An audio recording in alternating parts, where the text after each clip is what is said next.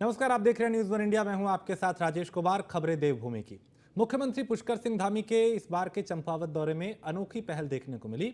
CM के निर्देश पे पार्टी के स्थानीय पदाधिकारियों और कार्यकर्ताओं का सहभोज आयोजित किया गया और इस भोज की विशेष बात यह रही कि सभी लोग अपने अपने घरों से टिफिन लेकर आए और टिफिन साझा किए। प्रदेश में ऐसा पहली बार किया गया और सभी ने जमीन पर बैठ के साथ खाना खाया।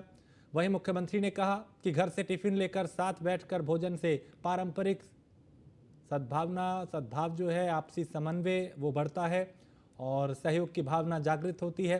चंपावत को आदर्श जिला बनाने के लिए सभी को मिलकर प्रयास करने हैं और इस मौके पर बीजेपी जिला अध्यक्ष निर्मल बाहरा, जिला अध्यक्ष ज्योति राय और कई वरिष्ठ नेता मौजूद रहे।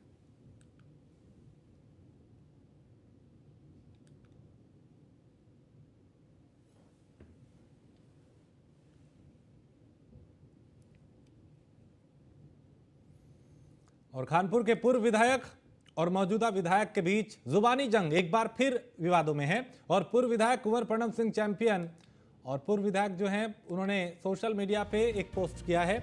प्रणव सिंह चैंपियन ने सोशल मीडिया पे पोस्ट कर ललकारा है उमेश कुमार के परिजनों को चैंपियन ने अपशब्द कहे हैं। मौजूदा विधायक उमेश कुमार के पारिवारिक इतिहास का जिक्र कर उन्हें चैलेंज दिया है और पहले से ही कुंवर प्रणव सिंह चैंपियन अपने बड़बोलेपन को लेकर चर्चा में रहते हैं। तो उमेश कुमार के परिजनों को चैंपियन ने अपशब्द कहे। प्रणव सिंह चैंपियन अक्सर सुर्खियों में रहते हैं, विवादों में रहते हैं अपने बयानबाजी को लेकर, अपनी हरकतों को लेकर।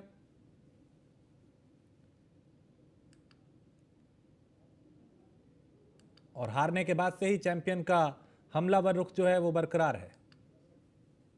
तुम्हारा असलियत कहने के लिए मुझे मेरे लोगों ने बाध्य किया और मैं शुरू कर रहा हूं कि तुम जैसा आदमी जिसका कोई वजूद नहीं, जो अपराधी रहा हो, चोर रहा हो, जेल गया हो, उसको क्या अधिकार है बोलने का? भाई क्यों सोनू बब्बर? झटका लगा सुन के सोनू? उमेश नहीं, सोनू।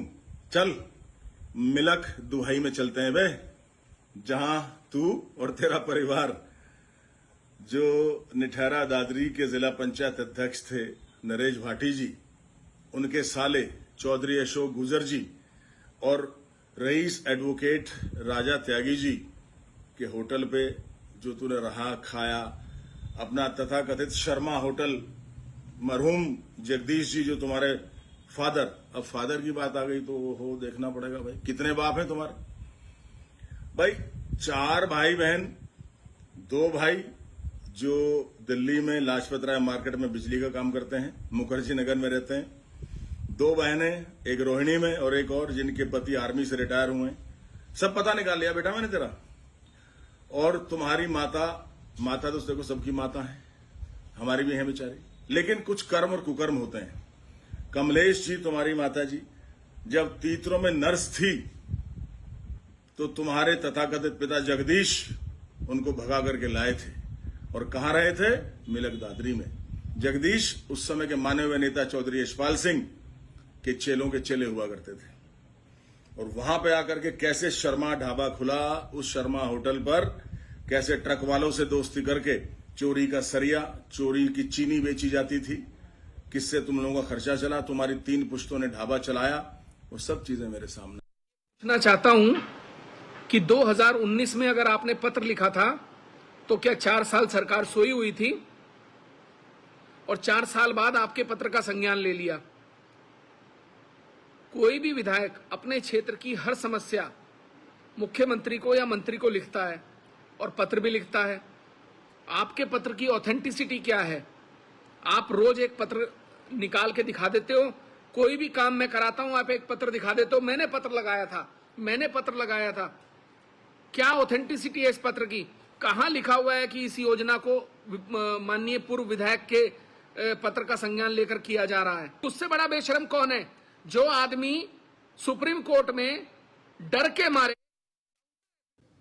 और देहरादून में बढ़ती लव जिहाद की घटना को देखते हुए यमुना घाटी के व्यापारियों ने बाजार बंद किया, जिस पर मंत्री रेखा आर्या ने कहा कि इन मामलों को देखते हुए हमें सतर्क रहना होगा।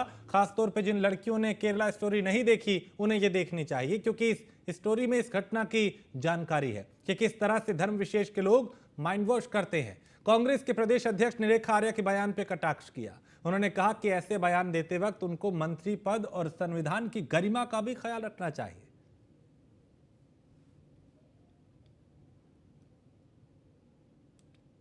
अपराधी जो भी हैं, अगर अपराध सिद्ध होता तो उनके खिलाफ कार्रवाई होनी चाहिए।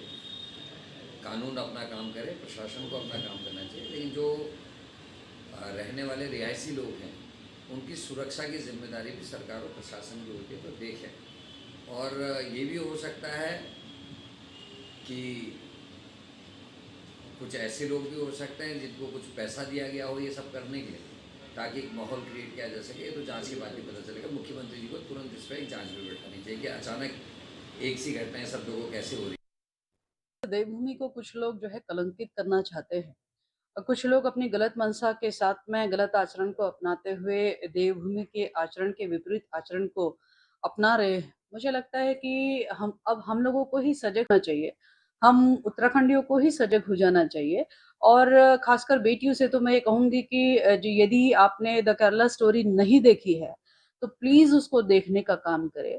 द केरला स्टोरी में वो सब घटनाएं हैं, वो हिंदू लड़कियां हैं जिनको किस प्रकार से भ्रमित करके, माइंड वॉश करके, किस प्रकार से उनको कौन सी दिशा की ओर डाइवर्ट किया जाता है, यह सब हम लोग देख। और देहरादून में लैंसडाउन चौक पर एकत्रित हुए भैरव सेना के सैकड़ों कार्यकर्ताओं ने जमकर विरोध किया। राज्य में बढ़ते लव जिहाद के मामले के खिलाफ प्रदर्शन किया, जिससे आक्रोशित कार्यकर्ताओं ने पुतला दहन कर जिलाधिकारी के माध्यम से प्रधानमंत्री और मुख्यमंत्री के नाम एक ज्ञापन सौंपा। ज्ञापन के माध्यम से उत्तरकाशी, विकासनगर समेत अन्य क्षेत्रों में हुई लव जिहाद की घटना के दोषियों के खिलाफ सख्त कार्रवाई की मांग की है। साथ ही राज्य में बाहरी लोगों के सत्यापन की भी मांग की गई है। तो जितने भी मामले यहाँ पर आ रहे हैं वो सारे मामले बाहरी राज्यों से आए हुए गैर हिंदुओं के द्वारा ये घटनाएं घट रही हैं और विशेष समुदाय के लोगों के द्वारा घटनाएं घट रही हैं। हमारा यही मांग है हमारे मुख्यमंत्री जी से कि हम चाहते हैं कि जितने भी लोग यहाँ पर आए इनका सत्यापन किया जाए और सत्यापन हर 6 महीने की परिधि में किया जाए। और जो लोग यहाँ पर काम के तलाश में यहाँ पर आ रहे हैं, रेहड़ी फल जो भी मतलब कुछ लगा रहे हैं, उनका जो है लोकल व्यक्ति जो भी ग्रांटर हो, जिनके माध्यम से यहाँ पर जॉब कर रहे हैं, काम कर रहे हैं, उनको यहाँ पर ग्रांटर बनाया जाए, ताकि यदि वो कुछ घटनाएं करते भी हैं तो उन घटनाओं में जो है उस व्यक्ति को हम वहाँ पर मतलब वादी बनाकर उसको आगे जिम्मेदार बना सकें। उत्तराखंड में इन्वेस्टर समिट नवंबर और दिसंबर में प्रस्तावित है, जिसको लेकर सरकार अपनी तैयारियों में जुटी है। दूसरी तरफ इन्वेस्टर समिट को लेकर कांग्रेस प्रदेश अध्यक्ष करण महारा ने सवाल उठाए और उन्होंने कहा कि इन्वेस्टर मीट को लेकर 100 करोड़ रुपए का MOU सरकार ने साइन कर लिया है, लेकिन प्रगति रिपोर्ट अब तक शून्य बनी हुई है। उन्होंने ये भी कहा कि मुख्यमंत्री अब इन्वेस्टर मीट को लेकर सिंगापुर में रोड शो करने वाले हैं। ऐसा ना हो कि ये इन्वेस्टर मीट सिर्फ सैर सपाटे तक ही सीमित रह जाए। इन्वेस्टर्स समिट जो त्रिवेंद्र जी ने किया था उसमें कुछ आए भी और कुछ नहीं भी आए, वो कोशिश थी और ये हर मुख्यमंत्री अपने यहाँ कोशिश करता है। लेकिन जो अब होने जा रहा है ये तो गजब हो रहा है। पहले तो मैकेंजी लाए इन्वेस्टर्स लाने के लिए, उनको उनके संग 100 करोड़ के आसपास का MOU भी कर लिया, लेकिन 6 महीने में प्रगति जो है शून्य है। और मैकेंजी ऐसी है जिसपे ED का छापा पड़ गया कंपनी में और 2 स्टेट्स में वो ब्लैकलिस्टेड भी है। और अब मुख्यमंत्री जी सिंगापुर इत्यादि में रोड शो करने वाले हैं। तो मुझे लगता है सैर सपाटे तक ये सीमित ना रहे और वाकई में सच में अगर कोई इन्वेस्टमेंट आती है और यहाँ काम करने का माहौल हो तो निश्चित ही सब आएंगे। जिस तरीके का माहौल, अराजक माहौल प्रदेश में बन रहा है। काशीपुर पुलिस ने ब्रांडेड कंपनियों का नकली सीमेंट बनाने वाली फैक्ट्री का खुलासा किया है। नकली सीमेंट के करीब 1250 कट्टे और अलग अलग कंपनियों के 1250 नकली खाली रैपर बरामद किए हैं। इस दौरान पुलिस ने एक व्यक्ति को गिरफ्तार कर लिया है, जबकि कंपनी का जो मालिक है वो फरार है। वहीं SSP STF आयुष अग्रवाल ने बताया कि नकली सीमेंट बनाए जाने से संबंधित कुछ दिनों से सूचना प्राप्त हो रही थी और इसी को लेकर यहाँ पे छापेमारी की गई और ये कार्रवाई की गई, जिसमें टांडा चौकी क्षेत्र में एक व्यक्ति के द्वारा अनधिकृत तरीके से गोडाउन हायर किया गया था और उसी में उसके द्वारा नकली विभिन्न ब्रांडों की सीमेंट की बोरियां पैक करके और दामों पर बेच करके लाभ कमाया जा रहा था। इस व्यक्ति का नाम वसीम है, यह मूलतः रामपुर का रहने वाला है। इस पे उत्तराखंड और यूपी में भी विभिन्न मुकदमे इस पे पहले से भी दर्ज है। यहाँ पे लगभग 1250 के करीब में हमें बोरियाँ मिली हैं, भरी हुई सीमेंट की बोरियाँ मिली हैं, जिसमें अल्ट्राटेक, माइसेम से लेकर के और एसीसी सीमेंट और बांगर सीमेंट की भी बोरियाँ हैं। जब इन उत्पादों के जो अधिकृत यहाँ पे कर्मचारी हैं, उनसे जब चेकिंग कराई गई तो उनके द्वारा इस चीज़ को, सैंपल को ये किया गया कि हाँ, ये इसके द्वारा कहीं ना कहीं यहाँ पे अवैध तरीके से इसको संचालित किया। और उत्तराखंड स्वास्थ्य विभाग मेंटल हेल्थ को लेकर लगातार सकारात्मक पहल कर रहा है। इसी के तहत मानसिक स्वास्थ्य प्राधिकरण के साथ प्रत्येक जिले में मेंटल हेल्थ रिव्यू बोर्ड भी काम कर रहा है। Joint director mental health Mayank Badora ने बताया कि हर जिले में सीजीएम इसको हेड करते हैं। अगर किसी को इस तरह की कोई शिकायत है या ऐसे व्यक्ति मिले जो नशे के आदी हों तो उनको सरकार की तरफ से बेहतर सुविधा दी जा सकती है। वहीं नशा मुक्ति केंद्रों को लेकर अब स्वास्थ्य विभाग जल्द नई गाइडलाइन जारी करने की तैयारी में है। उन्होंने बताया कि नशा मुक्ति केंद्र भी मेंटल हेल्थ की श्रेणी में आता है, इसलिए minimum standard for mental health establishment की गाइडलाइन बनने के बाद उनको भी इसी श्रेणी में जोड़ा जाएगा। और उसके लोगों का इस पर पूरा कार्य हो रहा है। Minimum standard for mental health establishment के लिए बनाए जा रहे हैं, जिसकी प्रक्रिया चल रही है। और उसके जब एक बार मिनिमम स्टैंडर्ड आ जाएंगे तो ये नशा मुक्ति केंद्र भी मेंटल हेल्थ एस्टेब्लिशमेंट की कैटेगरी में आते हैं, तो तब इस पे लगाम ली जाएगी। तो शीघ्र इस पर कार्रवाई चल रही है। हम लोगों का इस पर पूरा कार्य प्राधिकरण के साथ साथ हमारे हर एक डिस्ट्रिक्ट में मेंटल हेल्थ रिव्यू बोर्ड्स भी हैं, जिसमें यदि किसी को किसी तरह की शिकायत है तो अलग अलग डिस्ट्रिक्ट्स में ये रिव्यू बोर्ड्स बने हैं, जिसको चीफ जुडिशियल मजिस्ट्रेट उस डिस्ट्रिक्ट के हेड करते हैं।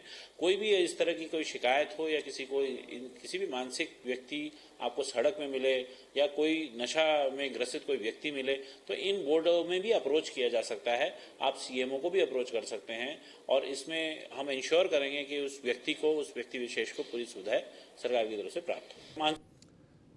देहरादून में उत्तराखंड बोर्ड की 10वीं और 12वीं की परीक्षा में एक और दो विषयों में फेल छात्रों के लिए राहत की खबर है। शासन की तरफ से अंक सुधार परीक्षा का शासन आदेश जारी कर दिया गया है। इसमें कहा गया है कि 10वीं में 2 और 12वीं में एक विषय में फेल छात्रों को पास होने के 3 अवसर दिए जाएंगे। आदेश के मुताबिक 10वीं में अधिकतम 2 विषयों और 12वीं में एक विषय में फेल छात्र अंक सुधार परीक्षा दे सकेंगे।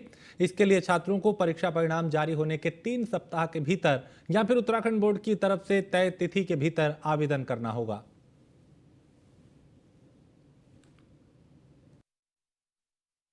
अंतर्राष्ट्रीय मिलेट वर्ष भी चल रहा है, तो जो इस तरह के हमारे स्थानीय उत्पाद हैं मोटे अनाज के, उसके लिए भी स्टॉल दिया हुआ हमने। इसके अलावा हस्तशिल्प संबंधी जो उत्पाद हैं उसके लिए भी वहाँ जगह दी हुई है। और जो सांस्कृतिक संध्या हमने दी है वो भी स्थानीय जो हमारे बैंड हैं, स्थानीय कलाकार हैं, उनको तरजीह दिया है। इसके अलावा जो सरकारी योजनाएं हैं और आम जन से जुड़ी हुई हैं उनके प्रचार प्रसार की भी व्यवस्था की है। हर प्राधिकरण के स्तर पर जो कार्रवाई की जानी है उसका डीपीआर, डिजाइन, ड्राइंग हम लोगों ने लगभग फाइनल कर लिया है, तो शीघ्र ही उस पर भी निर्णय होकर काम हम। देहरादून में बाघों के संरक्षण में उत्तराखंड देश में अग्रणी भूमिका निभा रहा है। साल 2008 में प्रदेश में बाघों की संख्या 179 थी, जो साल 2018 में 442 पहुंच गई। राष्ट्रीय स्तर पर 2018 में की गई बाघों की गणना के मुताबिक मध्य प्रदेश 526, कर्नाटक में 524 के बाद उत्तराखंड तीसरे नंबर पे है। जहां 2022 में बाघों की जो गणना की गई उसके राज्यवार आंकड़े अभी जारी नहीं किए गए, लेकिन वन विभाग के अधिकारी इस बात को लेकर खुश हैं कि उत्तराखंड में बाघों का आंकड़ा बढ़ा है। कोचिंग का कोई प्रमाण नहीं मिला है। किसी भी मृत्यु के मामले में कोई भी उसका शरीर का अवयव ऐसा वहाँ पे हटाया गया हो, इसका कोई आभास नहीं है और वो प्रत्यक्ष रूप से ऐसा कोई प्रमाण नहीं मिला है।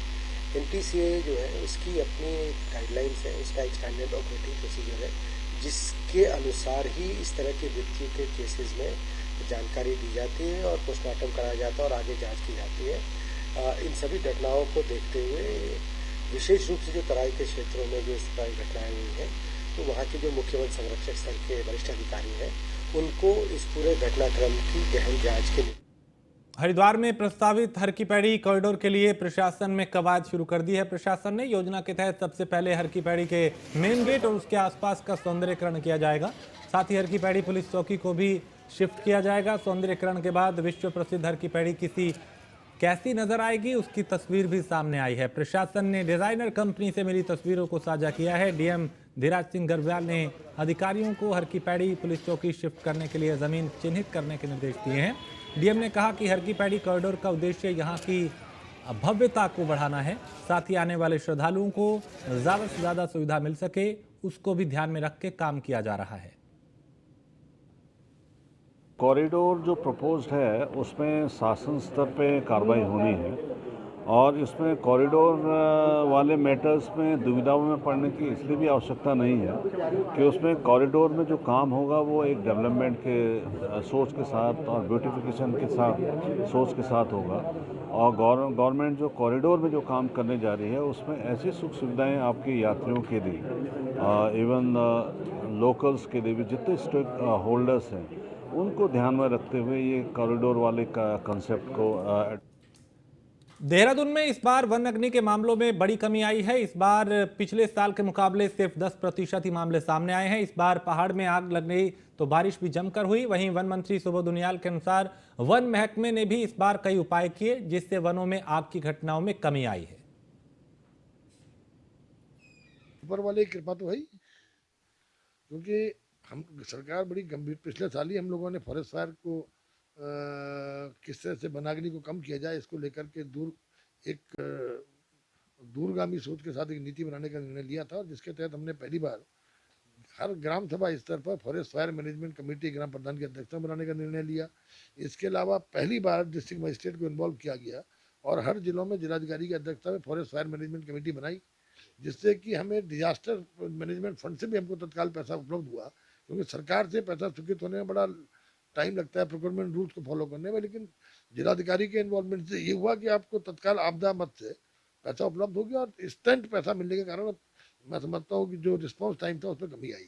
तीसरा, हमने ये निर्णय लिया था कि हम जो रेन वाटर हार्वेस्टिंग टैंक बनाएंगे ताकि आग लगने की स्थिति में इन रेन वाटर हार्वेस्टिंग टैंक्स के माध्यम से जो हमारा ऐसे स्पॉट जहाँ पर जिनको आइडेंटिफाई किया गया है कि ये यहाँ पर फॉरेस्ट फायर के हिस्ट्री ज़्यादा है, वहाँ पर जमीन का मॉइस्चर लेवल बढ़ जाए और लाखों की संख्या में चारधाम यात्रा में श्रद्धालु पहुंच रहे हैं। लेकिन देखा जा रहा है कि चारधाम यात्रा में मौत का आंकड़ा लगातार बढ़ रहा है। हालांकि स्वास्थ्य विभाग ने चारधाम मार्ग पे हेल्थ चेक पोस्ट भी बनाए हैं ताकि श्रद्धालुओं को समय पे सही इलाज मिल पाए।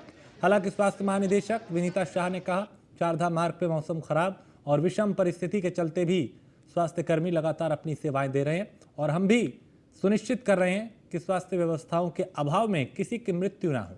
इस पर भी विभाग लगातार नजर बनाए हुए है।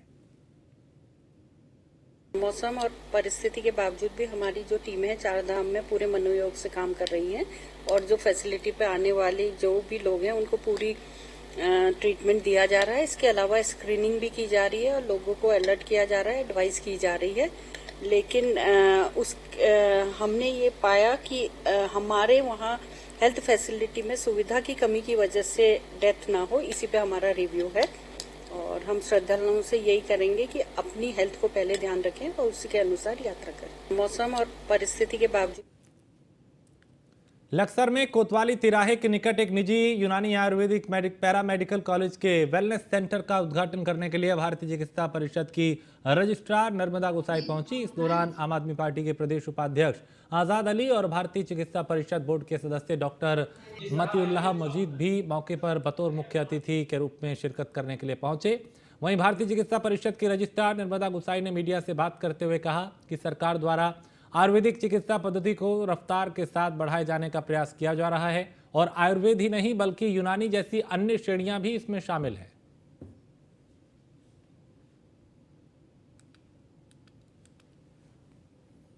गर्मी की छुट्टियां शुरू होते ही पहाड़ों की रानी मसूरी में सैलानियों की भीड़ लगने लगती है।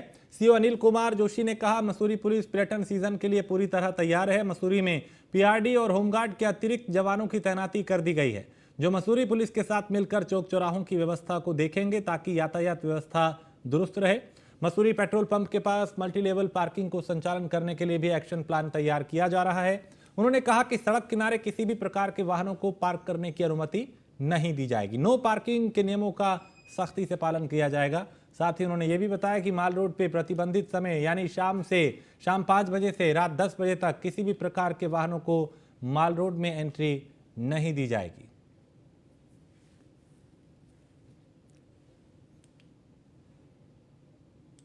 केम्प्टी फॉल जाती हैं, जो भी केम्प्टी जाने वाले लोग हैं, जॉर्ज एवरेस्ट जाने वाले लोग हैं या हाथी पाँव की तरफ जाने वाले लोग हैं वो उधर से डाइवर्ट हो जाते हैं।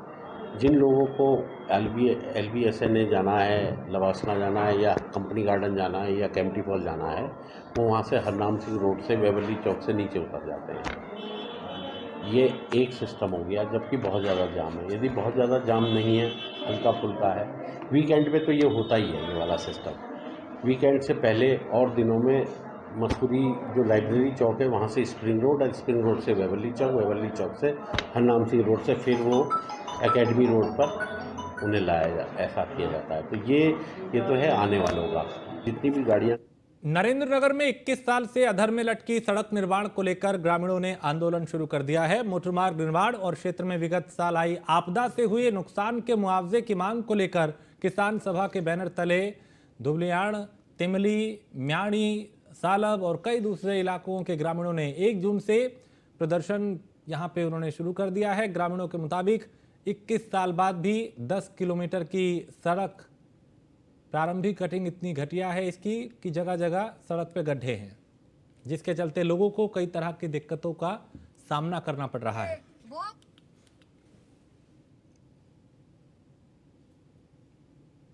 सड़क की मांग है, सड़क यहाँ पे लाई जाए और हम कोई भी सामान यहाँ गांव में नहीं पहुँचा पाते, जिससे कि जंगली जानवर खा जाते हैं। कोई भी सामान घर तक नहीं पहुँचा पाते। सब इसका डामरीकरण होना चाहिए। और जो आपदा का भी यहाँ पे बहुत बड़ा नुकसान हुआ है। सबसे पहले घर यहाँ पे घरों का नुकसान बहुत ज़्यादा हो रखा है। यहाँ पे अगर यहाँ पे हमारी मांगे पूरी नहीं हुई नहीं तो हम लोग सड़कों पे आ जाएंगे। जो है डंपिंग जोन बना दिया मिटीन के गांव के ऊपर, सारे खेत खलियान आज बंजर होने के लिए मजबूर हो।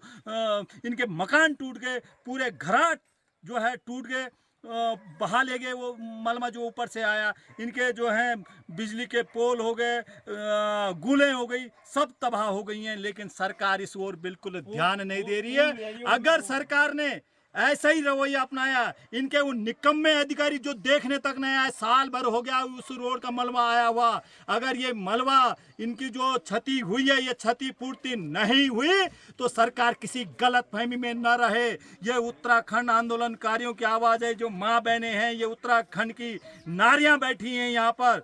गुलर से जो सड़क बनी है वो जंगल में छुटी हुई है, और अगर वहाँ हम सामान लाते हैं तो उसको तो बंदर खा जाते हैं, और हम वही इसलिए हम सामान नहीं ला पा रहे हैं। और दूसरी मांग हमारी यह है कि वहाँ से जो है दुबलियाण तक सड़क लाई जाए। तीसरी मांग, लघु सिंचाई विभाग सोया हुआ है, हमारी खेत खलिहान जो है बंजर पड़े हुए हैं। मैं चाहता हूँ कि इन लोगों को जो है यहाँ आकर के पहले ये देखें कि खेत खलिहान खाली क्यों है। तीसरा, 2003-9-2022 को खनेटी की सड़क से आपदा आई और आपदा से हमारे 2 पुल खत्म हो गए, 2 घराट थे वो खत्म हो गए, जो कि नगर हमें उड़ान विभाग से प्राप्त हुए थे, वो आज ध्वस्त पड़े हुए हैं।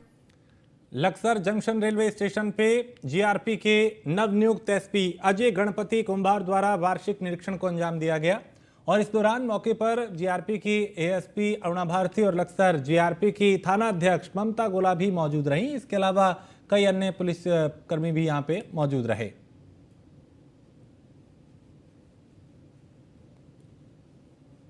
देखिए, उत्तराखंड पुलिस ने सभी थाने, चाहे वो दूरस्थ हो या नजदीक के हो, प्लेन के हो या पहाड़ के हो, उन सभी में एक तो बच्चों के लिए विशेषकर से शिशु पटल केंद्र का निर्माण करवाया गया है हर थानों में, और एक महिला हेल्प डेस्क का। महिला हेल्प डेस्क में मैंडेटरी है कि एक सब इंस्पेक्टर और 4 महिला कर्मी होंगे, क्योंकि जनरली क्या होता है, महिलाएं अपनी समस्याओं को लेकर के पुरुष कर्मियों से बात करने में थोड़ा कतराती हैं। तो महिला हेल्प डेस्क उनको फैसिलिटेट भी करेगा, सुविधा वैसी के अंदर मैंने अभी फोर्स से बात करी, फोर्स का टर्नआउट का निरीक्षण किया, और उनका एक मतलब जो चीज़ें हम लोग देते हैं, लॉजिस्टिक जो देते हैं, उसका यूज़ करना आता है कि नहीं आता है, आर्म्स एम्यूनिशन का यूज़ करना आता है कि नहीं आता है, वो टेस्ट किया, वो चेक किया। फिर वो किस प्रकार की सूचना यात्री लोगों को देते हैं वो चेक किया। तो इनको मैंने वही सूचना दी है कि ज़्यादा से ज़्यादा। और इसी के साथ इस बुलेटिन में फिलहाल इतना ही। आप बने रहिए न्यूज़ 1 इंडिया के साथ।